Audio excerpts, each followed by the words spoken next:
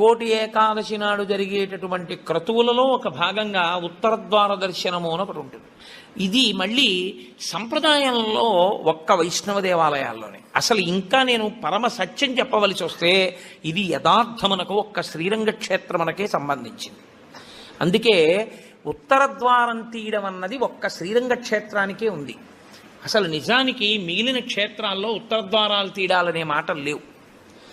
కాలక్రమంలో ఏమైందంటే అందరూ శ్రీరంగ క్షేత్రానికి వెళ్ళి ఇన్ని కోట్ల మంది ఉత్తర ద్వార ప్రవేశం చేయలేరు. కాబట్టి కొంతలో కొంత ఎక్కడ ఉన్న విష్ణు క్షేత్రాన్ని అక్కడే శ్రీరంగ క్షేత్రంగా భావన చేసి రంగనాథుణ్ణి స్మరిస్తూ ఉత్తర ద్వారంలోంచి వెడతారు. ఉత్తర ద్వారంలోంచి ఆ రోజున శ్రీ మహావిష్ణువు ఏమీ చెయ్యలేనివాడు, అన్ని విధాల ఇంకా అసలు నేను ఈశ్వర ఏమీ చెయ్యలేను,